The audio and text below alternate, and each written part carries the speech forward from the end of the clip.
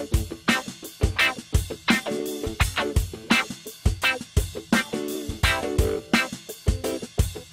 and welcome to Mistress M. Today I'm going to talk about a sex party! Woo! Yay! Okay, well look, there's probably not quite so many balloons and streamers at a sex party, but I don't know, I've got this whole idea that it's a party! So I've done my research and sex parties. Look, the first image that comes to mind when we think of sex parties is that sleazy kind of 70s thing, you know, with the guys with the moustaches and the keys on the table and stuff. Well, funnily enough, with it not being the 70s anymore, sex parties have changed. They're not like that anymore. There's you know, there's not 70s moustaches and Volvos, station wagons involved in the sex parties anymore.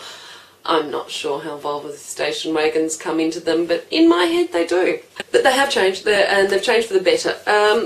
Now, I've done some research, and there are a lot of different sorts of sex parties and a lot of different places that hold them. And I strongly suggest you do your research should you be going to go to one.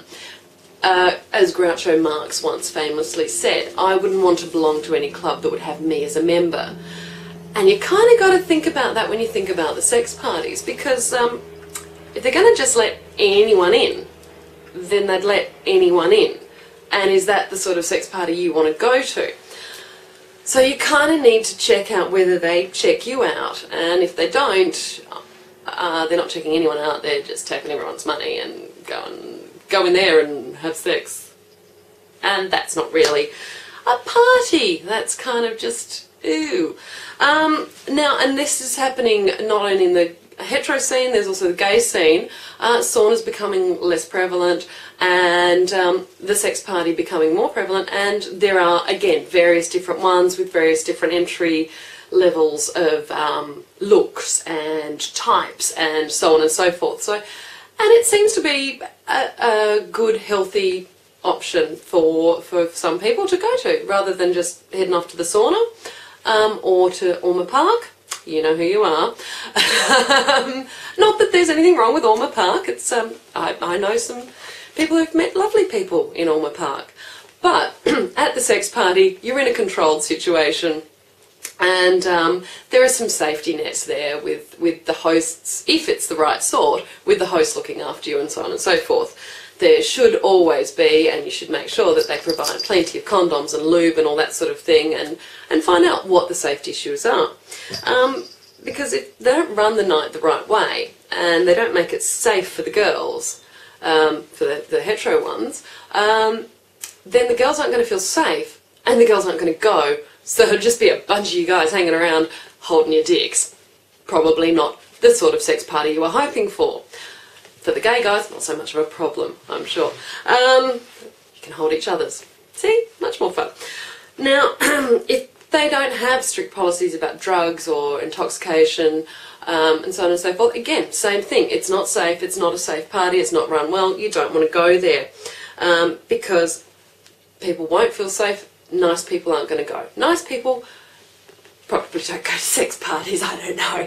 But if we're talking about nice in the good old-fashioned Victorian sense, but nice people won't be going to sex parties that aren't run well, that haven't got safety concerns, that don't look after that sort of thing. So you probably want to go to one where nice people go, where the environment for women is safe.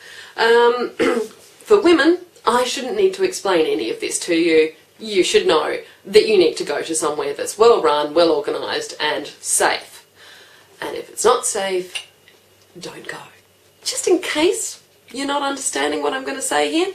Women, don't go to one that's not run and that's not safe. Okay? It's got to be run well, it's got to be run safely.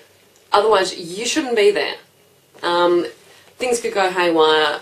It would be like being at a nightclub without any of your girlfriends there to make sure nobody slips a roofie in your drink. You know? You're just asking for trouble. If they don't have strict standards on who's allowed and what members are allowed in, you know, and manners and that all that sort of thing, then don't go. It's not worth it. We're talking about a situation that's fairly, well, how do I put it? Spooky. I I think Dame Edna Everidge would say spooky. It's a bit spooky to be going to a sex party, so you want to make sure you go to one where you do feel safe and comfortable. Now boys, at the heterosexual ones, and in fact, you know what, I'm sure at the gay ones as well, I didn't ask, manners maketh the man at these things, and no really means no. It really, really, truly does. Just because a lady's at a sex party doesn't mean she's not a lady. There are other people there, so just go and find them. You know, persisting with one woman when she says no, or one boy when he says no, that's not only going to kick you out, you're never going to be invited back, and nobody else is going to be interested in you. Miss out on the whole sex thing, which is the whole point of that party. Look, there are a lot of them out there, and I wouldn't recommend quite a few of them from what I've heard. But there are, here in Melbourne, there is at least one decent one that I know of. My sources reported back to me, and Boo likes the name of that one. So perhaps that's a good one.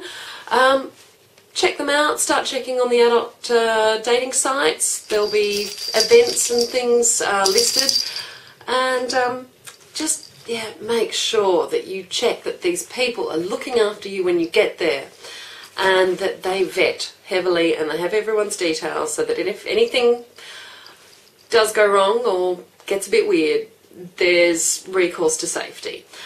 So if you are going to go to a sex party, make sure it's a safe one. For the rest of us, your homework, as always, is love yourself, touch yourself, and be good to each other.